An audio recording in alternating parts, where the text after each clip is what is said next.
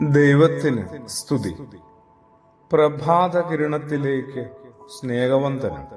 ഭാഗം 1654. ജൂലൈ മാസം 11-ാം തീയതിയാണ് ഇന്ന്. 193-ാമത്തെ ദിവസത്തിലെത്തി. വിശുദ്ധനായ മത്തായി ശ്ലീഹായുടെ സുവിശേഷം 25-ാം അധ്യായത്തിൽ ക്രിസ്തുയേശു പറയുന്നുണ്ട്, ഞാൻ നഗ്നനായിരുന്നു, നിങ്ങൾ എന്നെ ഉടുപ്പിച്ചു.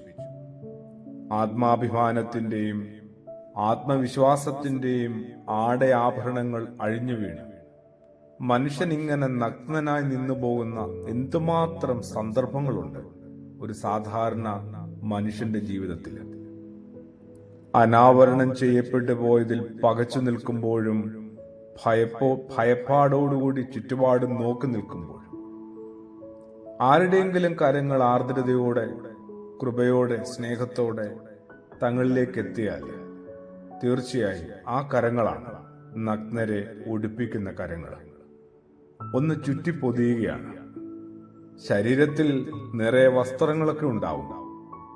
എന്നാലും പല മനുഷ്യരും പല കാരണങ്ങളാൽ ശരിക്കും നഗ്നരാണ്.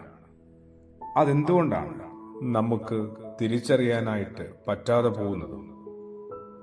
എന്തുകൊണ്ടാണ് നമ്മൾ പല മനുഷ്യരുടെയും നഗ്നതയെ ഇങ്ങനെ കൊട്ടിഘോഷിക്കുന്നത്? ശാബത ദിനം വയലിലൂടെ വരമ്പിലൂടെ കടന്നുപോയ ശിഷ്യന്മാർ കതിര് പറിച്ചു തിന്നപ്പോ അതിനെ വിമർശിച്ചപ്പോൾ ക്രിസ്തുവേശു അവരെ ഒന്ന് ചുറ്റി പൊതിഞ്ഞില്ലേ? കല്ലെറിഞ്ഞു കൊല്ലാനായിട്ടൊരു സ്ത്രീയെ ഇങ്ങനെ വിവസ്ത്രയാക്കി കൊണ്ടുവരുമ്പോൾ അവളുടെ മീതെയും വസ്ത്രം ഇട്ടുകൊടുത്തു ക്രിസ്തു കരുണയോടുകൂടി, ഞാനും നിന്നെ കുറ്റം വിധിക്കുന്നില്ല എന്ന വാക്കുകളിലൂടെ.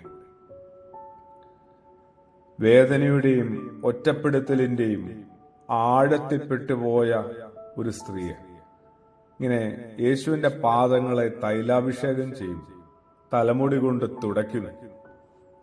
അപ്പോഴാണ് ആ വൃത്തികെട്ട ചെലവിന്റെ കണക്ക് പറഞ്ഞ് അവളുടെ ഭൂതകാലം ചൂഴ്ന്നെടുത്ത് ചുറ്റും നിന്നവർ അവളെ നഗ്നയാക്കിയപ്പോ യേശു പറയുന്നുണ്ട്, അവളെ വിടുക, അവളെങ്കിൽ നല്ല പ്രവൃത്തിയാണ് ചെയ്തത്.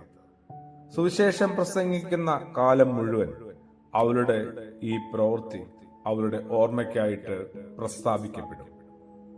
നഗ്നത ഒരിക്കലും ശരീരത്തിന്റെ വിഷയം മാത്രമല്ല, അത് മനസ്സിൻ്റെതാണ്. സ്നേഹത്തിന്റെയും കരുണയുടെയും മനസ്സലിവിന്റെയും കൂടി വിഷയമാണെന്ന് യേശുക്രിസ്തു പഠിപ്പിച്ചു തരുന്നുണ്ട്. നമ്മളാവട്ടെ അത് ഇപ്പോഴും ഇന്നും കണ്ടില്ലെന്ന്, കേട്ടില്ലെന്ന്, ഒട്ടും മനസ്സിലായിട്ടില്ല എന്ന് ധാർഷ്ട്യത്തോടുകൂടി പറഞ്ഞു പോകുന്നു. ആമേൻ.